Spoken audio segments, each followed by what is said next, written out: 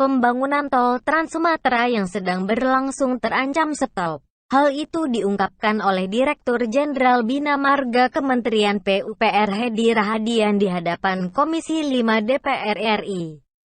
Penyebabnya adalah utama karya kekurangan suntikan modal untuk memperlancar pembangunan tol Trans Sumatera.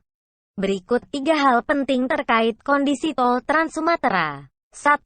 Kurang modal 60 triliun rupiah.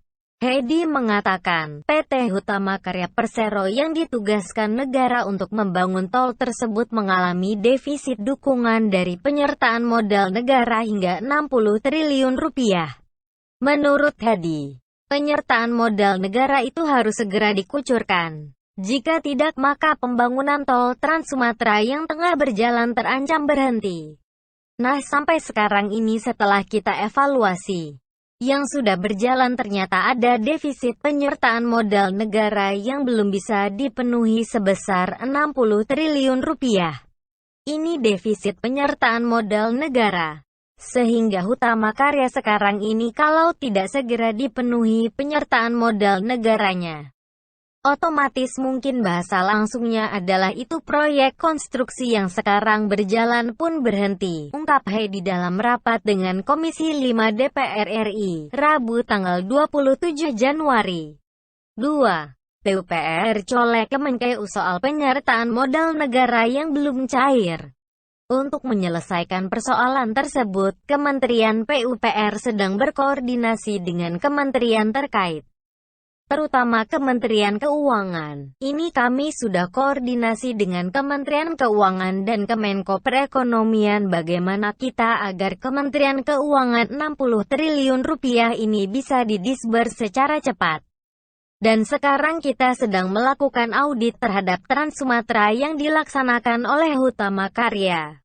Nah, ini hanya untuk yang sedang berjalan, ujar Hedi. 3. Bagaimana nasib proyek tol Trans Sumatera lainnya? Hedi melanjutkan, untuk pembangunan ruas di jalan tol Trans Sumatera yang belum berjalan, Hutama Karya tak bisa lagi melanjutkannya. Untuk itu, pihaknya berencana memberikan dukungan dari anggaran Kementerian PUPR. Namun, sebelum memberikan dukungan tersebut, ada beberapa perubahan yang harus dilakukan terhadap payung hukum yang terkait pembangunan jalan tol Trans Sumatera, yakni Peraturan Presiden 117 Tahun 2015.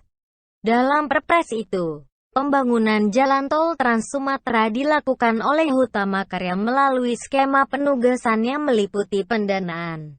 Untuk itu, pemerintah harus mengubah Perpres tersebut apabila pembangunan jalan tol Trans Sumatera juga ingin didukung melalui anggaran Kementerian PUPR.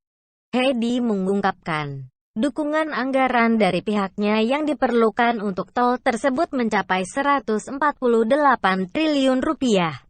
Yang tidak berjalan, penyertaan modal negaranya ini, Hutama Karya kelihatannya sudah kerepotan.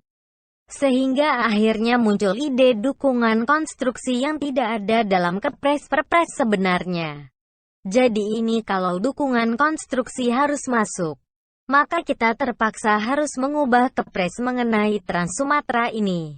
Karena tiba-tiba kita butuh dukungan dari Bina Marga sebesar 148 triliun rupiah hanya untuk Trans Sumatera, tutup Hedi.